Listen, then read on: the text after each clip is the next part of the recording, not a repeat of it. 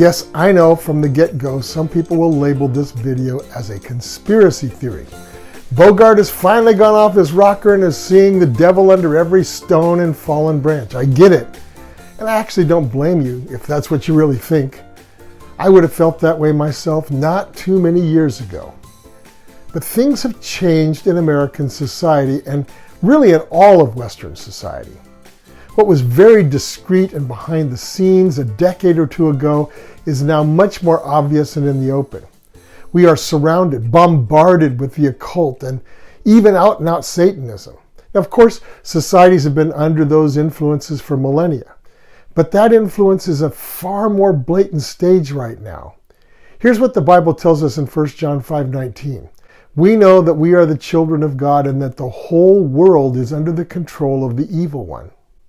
But can that really be true? I mean, people go about their business as normal. They get up, they go to work, they go to school, they raise their families, they go on vacation. Far from living dramatic and dangerous lives under some sort of dark oppression, for many people life is even kind of boring and routine. Neighbors show each other kindness. Families support each other in times of distress. Governments provide social services that actually benefit people. Scientific discoveries are making life a little easier in some ways and a little more difficult in others. Seen from this perspective, it's hard to be conscious of any real dark influences in our world. But on the other hand, it seems like there are wars somewhere every other week. Crime has certainly escalated rapidly over the last few years. We are more socially divided than ever as a people. Marriage is now often seen as passé and irrelevant. All kinds of deviant behaviors are being normalized, and what used to be considered normal behavior is being cast as either outdated, inappropriate, or even hateful. From the 1960s on, there's been a steady dismantling of Christianity and all of its symbols, all of its values out of Western society. Think of the very public removal of displays or any references to the Ten Commandments in public buildings in the late 20th and early 21st centuries. Think of the removal of crosses, not only in public spaces, but even sometimes in Christian places of worship. Seen from that perspective, it's not such a stretch to believe that there are dark forces at work to remove God, His standards, His practices, and values from society, and to replace them with lawlessness, deviancy, and division. Now, this is not a topic I looked forward to talking about. I have had just a couple of brushes with the demonic in my life, and I never, ever want to repeat that experience. More recently, I've just begun to recover from 3 years of some kind of physical affliction that almost certainly had a dark component to it. So I'm just going to share what I've been noticing lately. Some of what I point out may be pure coincidence, and if so, I will be greatly relieved. But I can't believe that they're all just coincidence. Taken together, these things paint a pretty ominous picture of our times and where we're headed if we don't wake up and stand up soon. So here goes.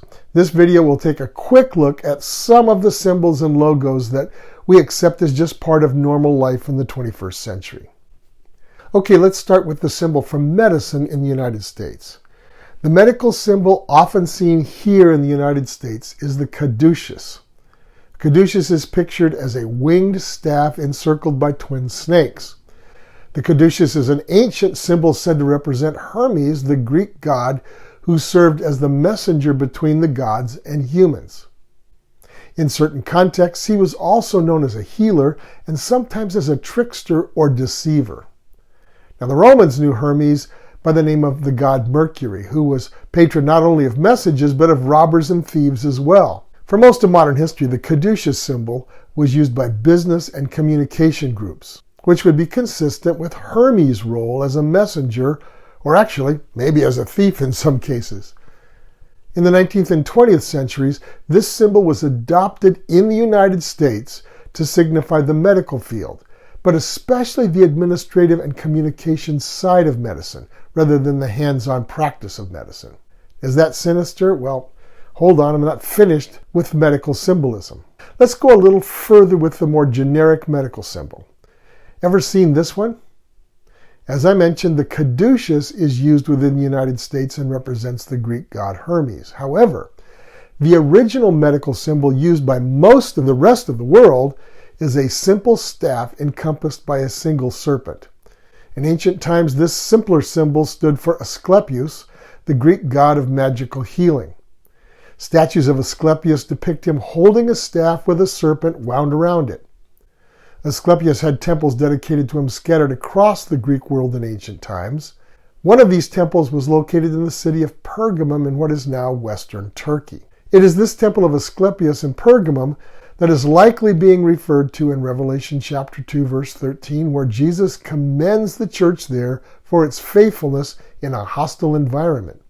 It reads, "I know where you live, where Satan has his throne." So it may very well be that in the ancient world, Asclepius was considered to be a manifestation of Satan. So the symbol may well have occult roots. Now, some might point out that the symbol of a snake on a pole could also have arisen from the biblical account in Numbers 21. In that Old Testament passage, Moses erects a bronze serpent on a pole for the Israelite people to look at and be healed from the plague of snake bite. So I've always wondered about this passage in Numbers 21. The Israelites had sinned by complaining against God and how he had been taking care of them, or in their opinion, not taking care of them, in the wilderness. Because of their ingratitude and griping, they were judged by a plague of poisonous snakes, probably Palestinian adders. And by the way, I actually saw one of these Palestinian adders. They're highly venomous. I saw it on my first trip to Israel, but that's a story for another time. My first reaction to this account was to be puzzled. Now, why would God direct Moses to set up a pole with a serpent on it for the Israelites to look at and be healed? Why a snake? I mean, the snakes were the problem. I would have thought that maybe a replica of the commandments on a pole or set up in some way would be more appropriate as a symbol of healing. Hey, listen to me, suggesting that God do something more appropriate. But as I thought about it, it began to make more sense. To the Israelites, the serpent would clearly remind them of Satan, the deceiver. Satan was the instigator of dissatisfaction and rebellion against God from the very beginning of history. So, could it be that the bronze serpent erected by Moses on that pole was in the form of a dead serpent? In other words, God was showing his victory over the devil in the image of a crushed serpent on a pole. When the snake-bitten Israelites looked in faith at that vanquished serpent figure, God healed them because they were recognizing his supremacy over evil and its destructive effects. Now that makes sense to me at least. But back to the occult implications of the symbol. Here's another thought.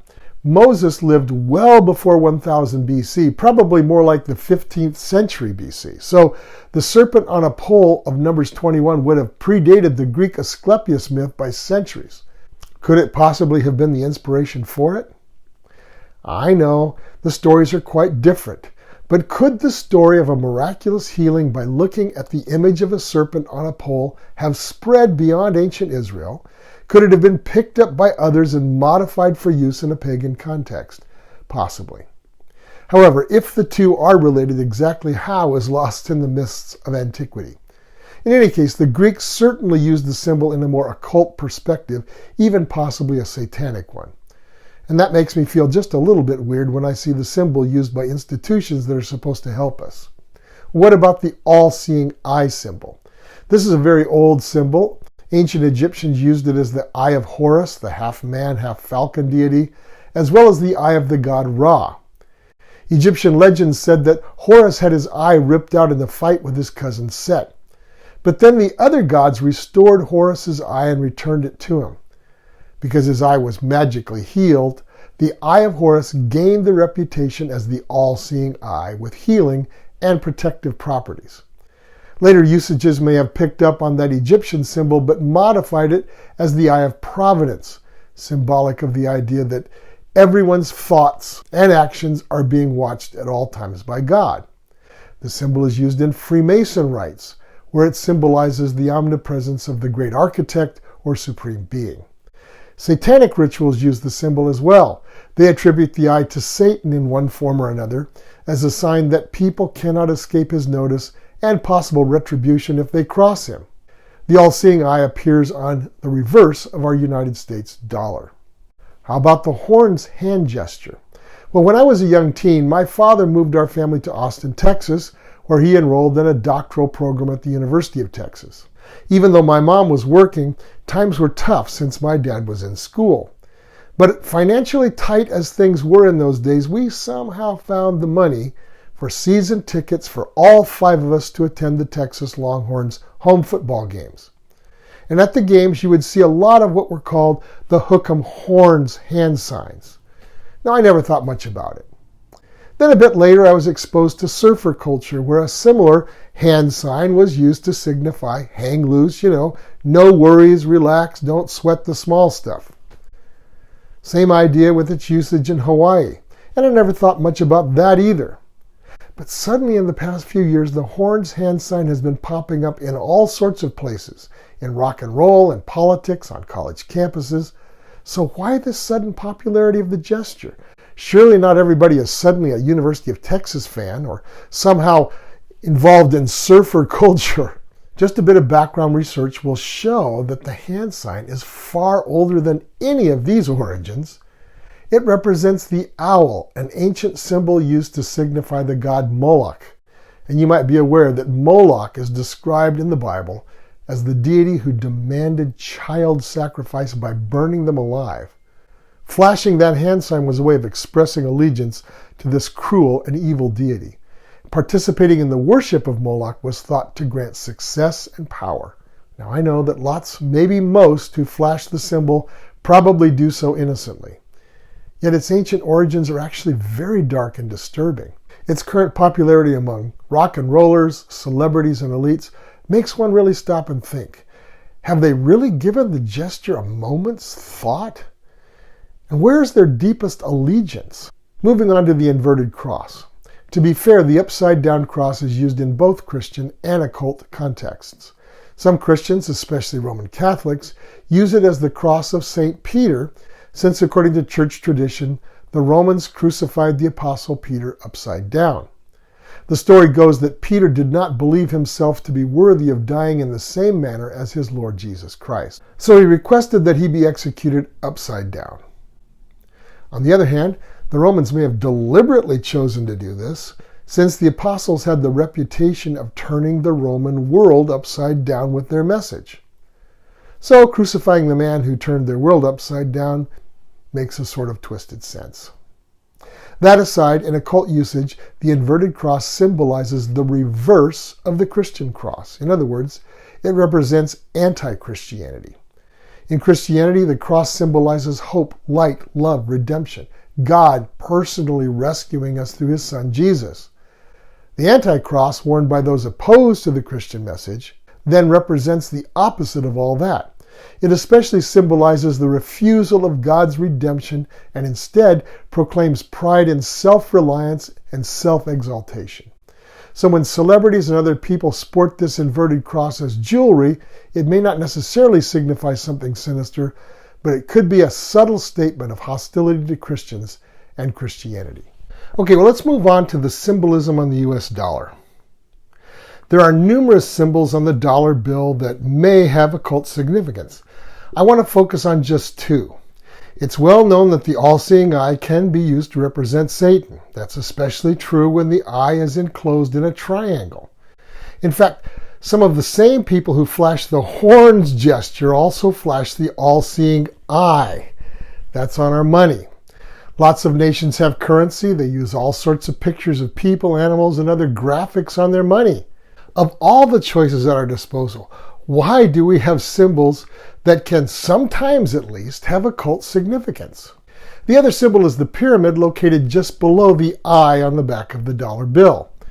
Again, this symbol comes from ancient Egypt and has been used to represent the top-down command structure of occult hierarchies and leadership structures. The pyramid is shown with 13 courses of stones, 13, a very occult number. It's funny how pyramids and triangles have become so popular in recent times. I think of the Super Bowl in 2023 with its Doritos triangle theme.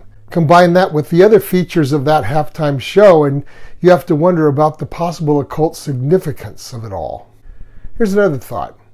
I have personally been alarmed at how even in some Christian settings, crosses have been set aside in favor of some kind of triangle or pyramid theme. Is this also just a coincidence? Now, maybe some churches deliberately remove their crosses, but I would like to believe that most of it's just mindless following of the graphic trends set by Hollywood and Disneyland. But together and seen from this perspective, the all-seeing eye atop the pyramid with 13 layers of stones may symbolize satanic overlordship of leadership, hierarchy, and wealth in the United States. Since we're on the subject, let's look at a different aspect of United States currency, the dollar sign. The origins of the symbol for the US dollar are shrouded in mystery. Some claim that it's based on a Spanish unit of currency called the dollar, as a deliberate rejection of the British pound sterling, which the colonies had been using before. Remember, this was after the American Revolution, when all things British were out of favor. But why the S with the vertical bar through it? I mean, if it was supposed to stand for sterling or Spanish, as some claim, it just doesn't seem to me to communicate what it was talking about. Why not choose something that more directly ties in with the dollar, like a D with a vertical bar? No one seems to have a logical or believable answer to that question, in my opinion. Here's what some have proposed. In a very real sense, the dollar is power to do all sorts of things. Money is a very potent and real power both in the past and today. So who claims to have power in this realm? Satan. The term Satan is very old, going back centuries before the time of Jesus. Could the S represent Satan? Here's something else. The dollar sign, what does it actually remind you of? What does it look like? How about the story in Genesis 3 where the serpent appears to Eve in the garden as a snake wrapped around a tree? From this perspective, the symbol for the U.S. currency as a sign of satanic power could make a lot of sense. Okay, that's enough for now. If you think I'm just a conspiracy nut, that's fine. I hope you'll watch my other videos where I am much more conventional. However, I hope that you can see that at the very least, there are some strange coincidences in the symbolism all around us. I'll continue this topic next time as we look into the corporate logos we all take very much for granted. Till then, this is Dr. Michael Bogart with Aspect Ministries. We'll see you then.